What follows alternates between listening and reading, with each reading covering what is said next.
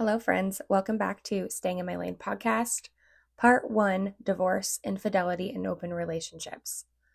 This whole podcast is centered around topics that push us outside of our comfort zone, things that we don't feel comfortable talking about aloud, or maybe we don't have anybody to talk to. So that's where I come in, and I can provide that safe space for this conversation to happen and maybe a different perspective on this podcast where you don't have to respond to me. You don't have to tell anybody that you listened, and you don't even have to agree with me. You can just find comfort in hearing me talk about it. And if you agree with me, that's great. And if it helps you, that's great. And if you don't, that's okay too. I don't have any hard feelings for anybody who dislikes my podcast or doesn't resonate with it. These are for the people that can relate. Today, we're going to talk about divorce, infidelity, and open relationships. And this is a very sensitive subject. It's not something that a lot of people feel comfortable discussing with their random coworker or their mom and dad. But people get divorced. That's just a fact. They're no longer happy in their marriage, or they don't feel safe or comfortable. They don't feel like they're growing. And, this can be due to a lot of reasons like lack of commitment, infidelity. You could be suffering with a lot of personal struggles that come from a lack of dealing with trauma in your childhood, unresolved personal healing, and this can make it really difficult to stay together. You can have incompatible lifestyles, financial issues, or simply grow apart. Some factors that contribute to divorce are poor communication. And this goes back to just really hearing your partner. You know what I'm talking about, the I thought you meant, or why didn't you just say that moments that can turn a simple conversation into a full-blown argument. Sometimes it's timing, you're trying to connect, but your partner's distracted, or they're trying to be open, but you're in a bad headspace. Other times it's assumptions. And I don't know who remembers this, but the word assume is you make an ass out of you and me. Assumptions are very unhealthy. You think that they should just know when you're upset, or you think that they should want to help you without asking, that if they really loved me, they'd know. That myth is very dangerous. Poor communication isn't always yelling or silence. It's passive-aggressive comments, expecting mind reading, shutting down during conflict, or avoiding difficult conversations. And I have been there with my husband. We are still working through things. Our relationship has been anything but easy, but that's also the beauty of a relationship. So if you can relate to this part of the podcast so far, stay with me because we are going to skim over the love languages. And I know people probably roll their eyes at the love languages, or you might not even know what they are. So if you haven't heard of them, here's a quick breakdown. Words of affirmation. I love you. I'm proud of you. Compliments. Acts of service. Doing things that help your partner out. Laundry, dishes, random chores that they hate to do. Receiving gifts. Thoughtful tokens that show that you were thinking about them. Quality time. Undivided attention. No phones, just presence in the moment. Physical touch, hugs, kisses, intimacy. I think we get the picture. And I truly think that words of affirmation feels like the most difficult love language to perform. And I think this because it's hard for us, right? Sometimes it's hard to admit when we feel something, sometimes our tone of voice. So how do we make time for each other? How do we set that time aside, be kind, watch how we speak, and just be in the moment together? It can just be really nice to set that time aside, even if you have to schedule a date night, even if you have to schedule a day date, or scheduling sex. I know that sounds ridiculous, but scheduling those things can keep consistency in the relationship. But what do we do when we start to drift apart? How do we manage those feelings of wanting to work on something, or on the flip side, knowing when to walk away? But I think the most important thing that we can do first is think about what's best for our mental health, because the most important relationship is the one that we have with ourselves. If we are not good mentally, we cannot be good with someone else. This means not rushing into making any decisions. Don't pack up and leave. Don't look for something outside of your marriage. And if you're not feeling satisfied in the relationship or your marriage, think about how you can effectively communicate that, or how you can effectively take time to sit down, think about something before you act on it, which leads me into the conversation of infidelity. This is something that I've personally experienced in my previous marriage. And my husband also experienced in his previous marriage. So when we got together, we created a lot of boundaries, and we have had a lot of discussions around that topic. It helps that we both have the same morals and values and know how it feels to be cheated on. And that's not something either one of us want to go through or want to do to hurt each other. But infidelity can be a major factor in divorce for others. Infidelity can ruin lives, and it does. It can affect custody, division of assets, and impact someone's mental health physically, mentally, emotionally. Infidelity is when a person in a monogamous relationship has an emotional, it doesn't even have to be sexual, an emotional or sexual relationship with someone else outside of their relationship without their partner's knowledge or consent. It can cause feelings of anger, jealousy, and just really impact emotionally, physically, mentally, both people, but especially the person that's being cheated on. Relationship impact is a big thing. Obviously, infidelity can lead to separation or divorce, but it can also lead to that mistrust and the lack of feeling comfortable, as well as the lack of loyalty in the relationship. How do we deal with infidelity? Taking time to heal. Like I said, don't make a rash decision. Don't rush into a decision. Take that time, emotionally calm yourself down, and think about it. Especially if you have children, think about how it can feel to work through it, come out together on the other side, or move forward on your own. And if you want to end a relationship, how does that look for you? How do you do that? How can you effectively keep providing your child with a stable parent in a safe home while leaving and starting a new journey on your own as a single parent? And that can be very hard, but also remembering that staying together for the sake of a child to keep both parents in the home often does not work, and it's not healthy. Seek support. I would say consider counseling or talking to a friend. I would pick the counseling and therapy piece over the friend because I think it's safer because it creates that neutral party, the neutral ground that can be really helpful because when you talk to a friend, and it's okay to talk to friends, I'm not saying not to, but when you talk to a friend, that's going to be that one-sided conversation where they're going to agree with you, take your side, and they may even start to shit talk on your partner, and you might not want to leave, or that might create tension between you two. So that's when that will create that instability where you've just opened a door to rumors and gossip, and that's a lot of drama that's very unnecessary. If you go back and listen to Misery Loves Company, Rumors and Gossip, and how that affects our lives, that episode, you will see what I'm talking about. But process your emotions and acknowledge your feelings. Get them on paper. Journaling is so powerful. It's so powerful to be able to write your feelings down without having to say them aloud. I've done that myself.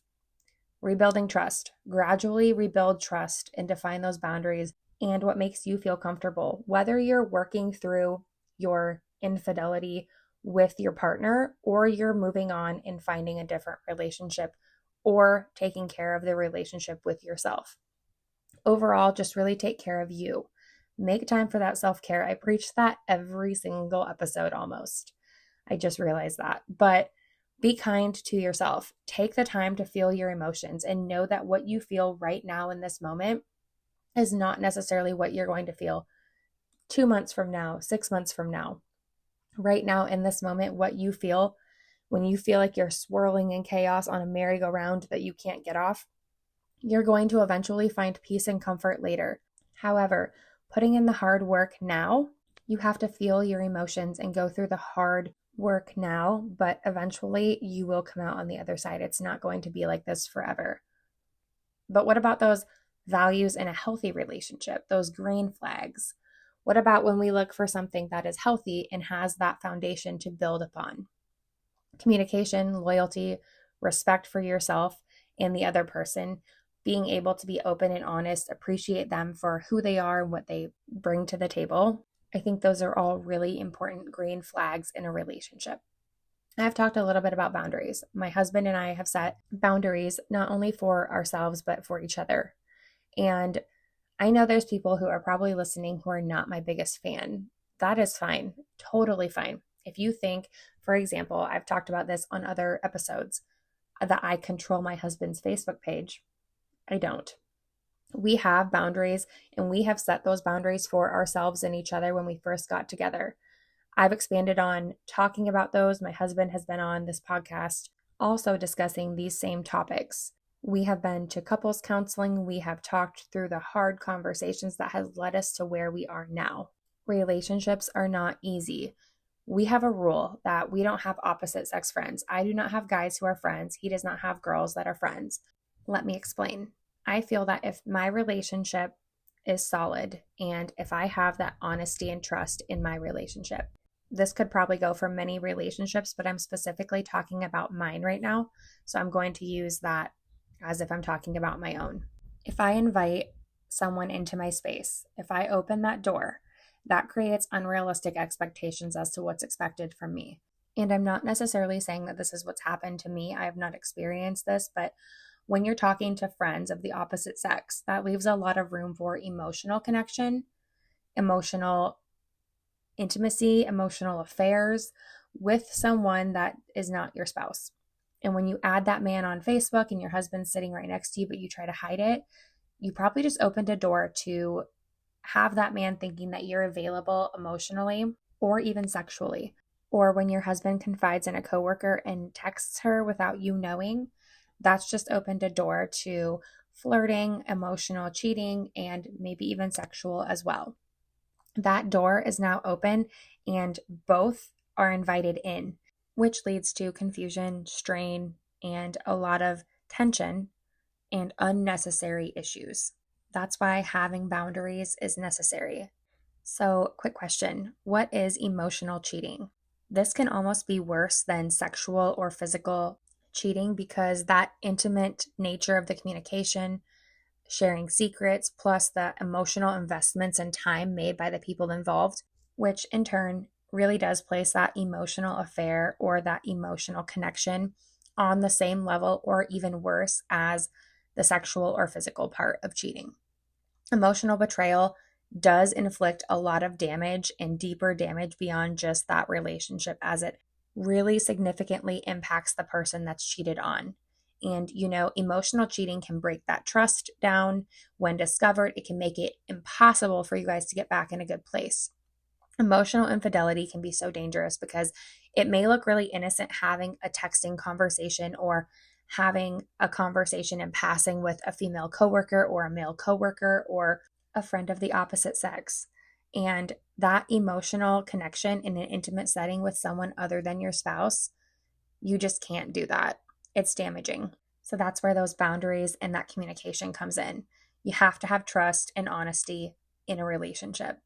You have to build a solid foundation with your partner so you guys can build a life together and rely on each other, because this world is full of temptation. It's full of people who don't take commitment seriously, especially our generation. It just seems that monogamy is kind of outdated, and I don't really know why.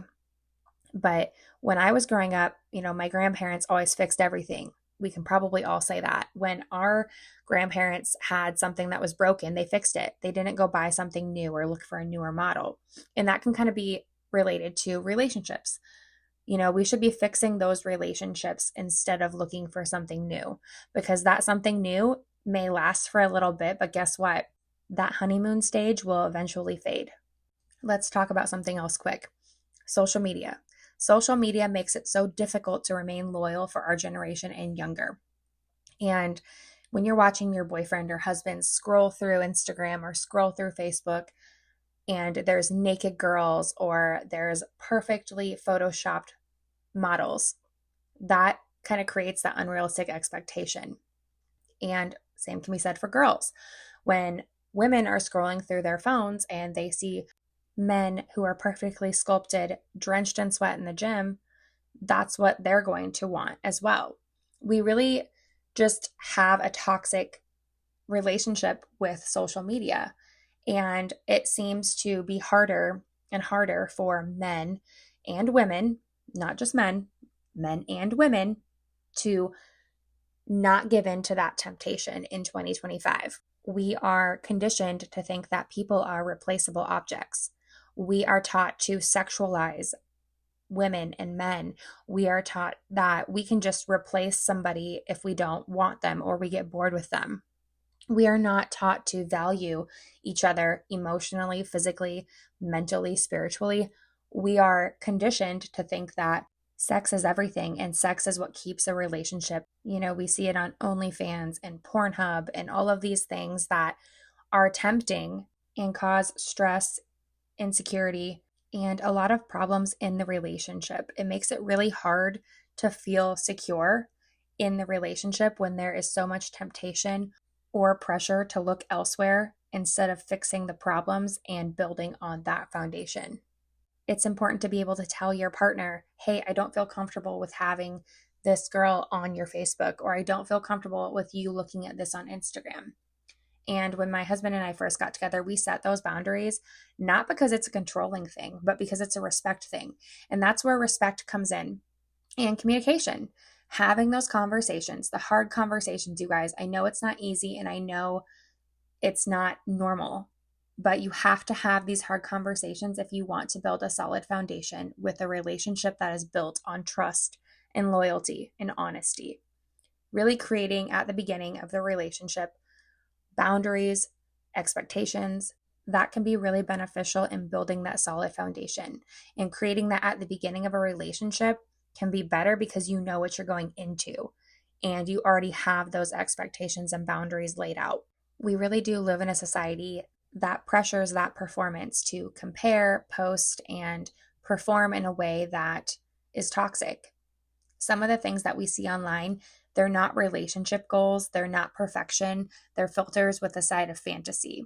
And honestly, I think we're going to start seeing more of that because of AI, which is kind of scary. But that's all the more reason to work on the relationship that you have and talk to your partner about your comfort zones, your boundaries, and your expectations, and also listen to theirs as well.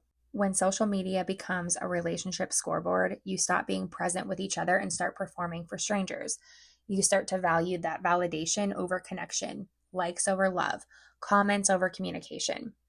That's when the real damage happens, because now your relationship isn't about you two anymore. It's about looking at others and how you look to everyone else. Things like comparing your partner to someone else's highlight reel, comparing your gym selfie to the gym influencer, comparing your pace to another couple's timeline, comparing your love languages to someone else's grand gestures. Social media creates a measurement against someone else's curated image. When we are comparing our partner to someone on social media, we are setting them up to feel like they're not enough, even when they are. And jealousy is a natural emotion. It's a normal emotion to feel. It's not okay to act on that jealousy. And that leads me to emotionally abusing the other person. I have been guilty of this. I have had to work very hard to not do this. I've had a lot of trauma from my previous marriage that has pushed me into feeling a lot of emotions that have created a dark space for me. When you are feeling insecure or when you're feeling upset as a woman, and I'm speaking solely as a woman because I don't think it's talked about enough, it's not okay to demean your partner because of your insecurities. It's not okay to pick an argument or fight with your partner because you feel insecure about something with yourself. Instead of doing that, talk to your partner, communicate, say, hey, this is why I feel that way. I'm trying to be really vulnerable with you right now and be honest about this conversation and see what it looks like. And, you can practice this with a friend, practice talking in the mirror, or write it down. But I think as a society, we make it seem like men cannot yell or treat women disrespectfully. But when a woman does it, they're entitled to do that because they are a woman. And that's not okay. It's not the case. And in reality, I'll probably get a lot of hate for that. But if you go back and listen to strong women set the example and taking accountability, those things are how we make progress. That is how we better ourselves and create those solid foundations in relationships. There is no excuse for a woman to be that way to a man, and there's no reason a man should be that way to a woman. Neither person should be doing that to each other. It is not okay either way. And obviously, there can be a plethora of reasons that we feel a loss of control with emotions and insecurities. It could be hormonal, it could be mental health, but that's where you have to look at yourself and take that accountability, responsibility to do something to change it. This next topic is probably going to raise some eyebrows. You guys are probably going to be like, why is she talking about this? But I'm going there. So, open relationships, they don't work. I'm not judging anybody. If it works for you, more power to you. But in my opinion, knowing people who've been in open relationships, talking to people who've been in open relationships, they don't work. Jealousy Loss of intimacy and experience with non-monogamy or poor communication can lead to that dishonesty, distrust, and brokenness. It can create problems with self-esteem and that power differential between spouses, and it can lead to unplanned circumstances and uncontrolled emotions. When you look at the reduced honesty, jealousy is usually cited as the number one reason why open relationships do not work. An open relationship can wreak havoc on a person's self-esteem and confidence and their security in a relationship. And hearing people talk about it, it just doesn't seem like it works. We seem to normalize that a lot in our society. We see monogamy as controlling. It's pushed in social media narratives, it's pushed all over. And I think that's more of the younger generations, but with open relationships, that creates a lot of jealousy. And you may think that participants in an open relationship forego that jealousy because they previously have agreed to their partner having sex or being intimate with other people. But that's simply just not the case. Jealousy is such a normal human emotion. It's probably the most normalized human emotion, and that can cause significant strife for a couple. In these open relationships, members can easily find themselves sizing their partner up to additional lovers or making jealousy rear its ugly head where they thought that it wouldn't even exist. Which leads me to talking about power differential. Relationships have unequal bounds of power. Participants may have different numbers of additional partners or different sexual encounters, and because that can be impossible to compare those additional relationships to each other, it's impossible to compare them with the main relationship. That's going to bring out resentment, anger, envy, jealousy, fear, and insecurity. That can lead to a lot of uncontrolled and dangerous emotions. Most couples who enter open relationships believe that they're going to be able to keep their emotions in check and they're going to have a healthy relationship because they are going outside to seek and fulfill those sexual needs that cannot be met in the relationship. It's the thinking of, if you can't meet those needs for your partner, you may want that need met somewhere else. And that's going to mess with your relationship. Partners may develop these emotions that they were not anticipating or they said they weren't going to have. You know what happens when you start having feelings for an additional partner, whether they're romantic or they're feeling that energy shift, or they're starting to have sexual feelings, but emotional feelings as well.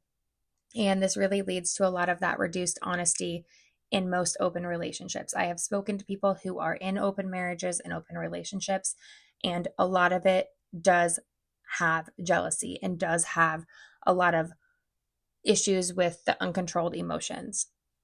There is some type of spoken or unspoken agreement for those partners to refrain from sharing too many details about their sexual escapades that they can go into, which those secrecy and lies of omission can quickly deteriorate honesty and open communication between the people in the relationship.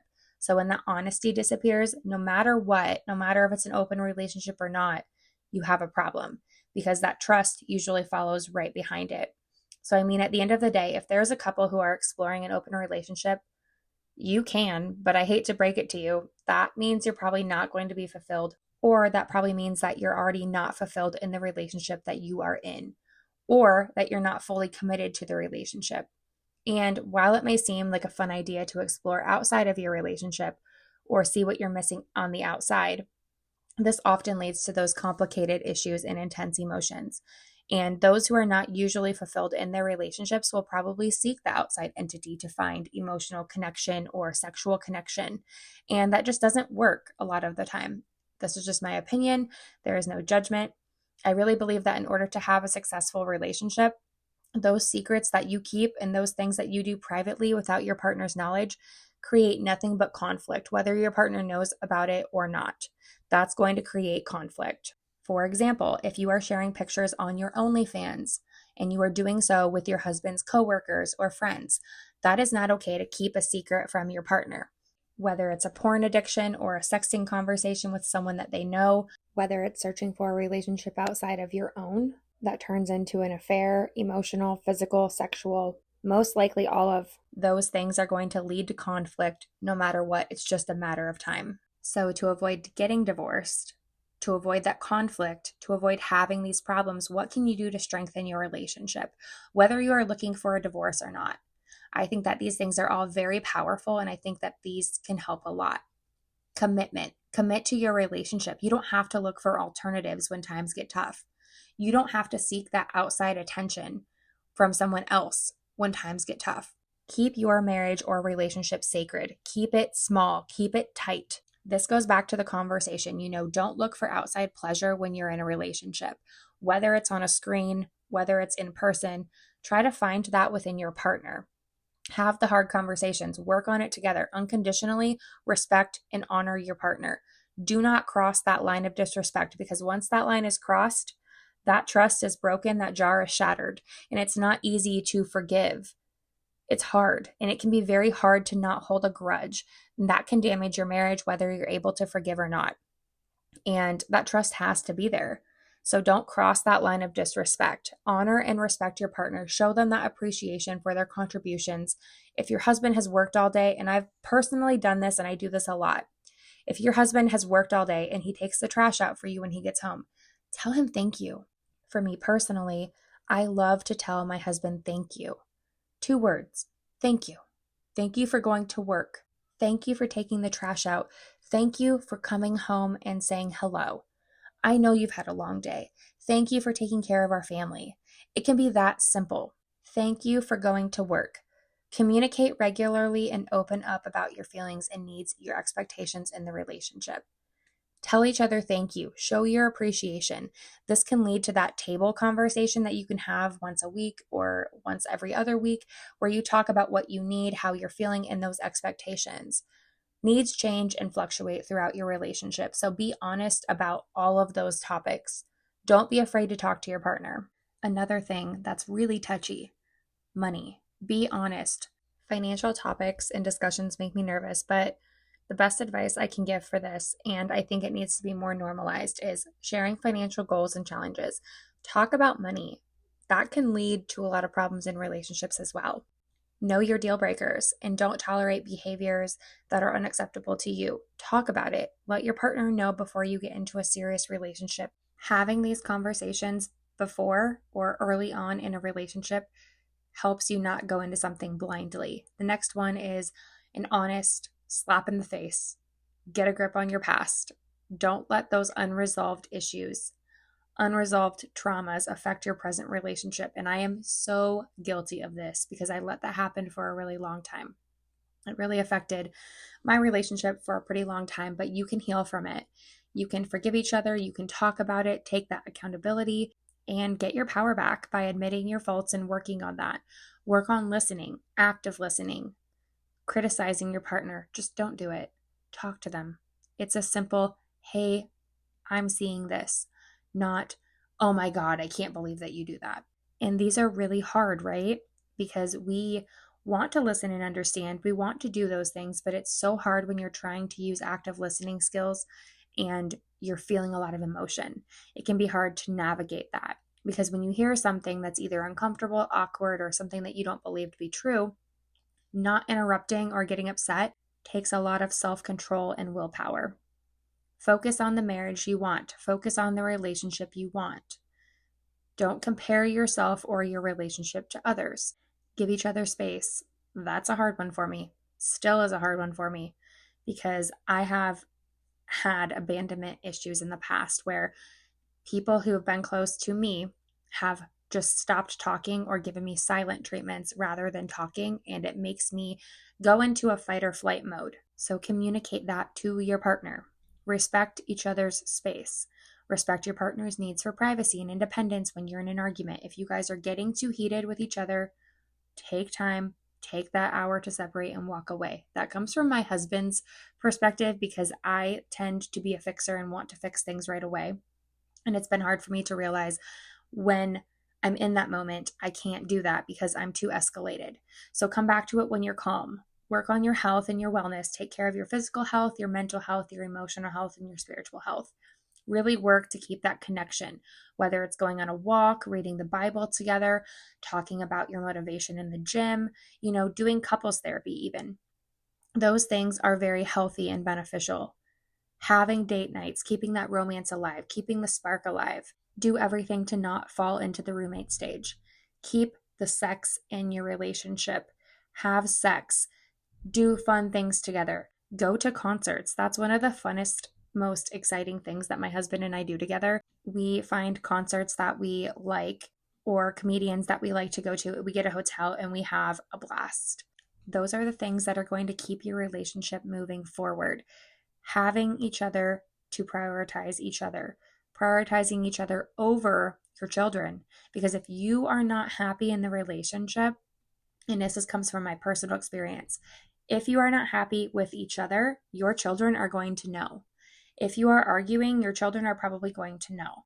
Prioritize taking care of each other. It's better to have kids that say, "Oh my gosh, can you stop flirting?" rather than, "Oh my gosh, can you stop fighting?" And my husband and I have had to work really hard to get to that spot. Let your children see that you are on the same page, that you are a team, that you are prioritizing and honoring your relationship. Because again, that sets the tone for what your children will expect or how they will act when they are in that position, what to look for in a partner for them. Again, there's no right or wrong relationship. There's no right or wrong way to do it. And I don't want anybody to feel like I'm judging or criticizing, because that's not true. That's not the point of this podcast or conversation. I want this podcast to be relatable. I want to share research and things that I know, that I have knowledge of, and that I've looked into. However, if you are in an abusive relationship, emotionally, physically, sexually abusive, this probably does not apply to you. When people hear abusive relationship, they often picture physical violence. And yes, that's real and it's terrifying. I have experienced that in my previous marriage. Lots of throwing things, lots of breaking things, lots of coming at me, trying to take my life. But it starts as criticism, dressed as concern, control disguised as care. "I just worry about you. Why are you making things so difficult? You're lucky that I put up with you." And little by little, I stopped recognizing myself. I doubted my worth. I made myself small to keep the peace. And I always tell people, if you are in an abusive relationship, it's okay to walk away.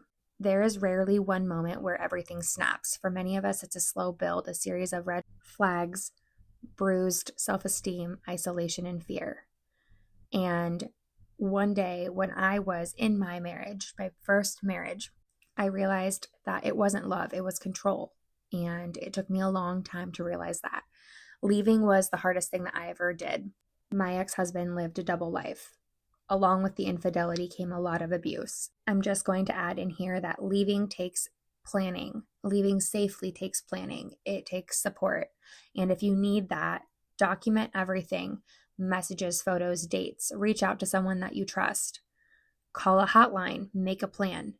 And I once was told by a supervisor that I am paranoid for documenting so much because I had text message proof of something that I didn't do. And she called me paranoid. And I was like, what? Documenting everything helps you protect yourself. It's not a paranoia.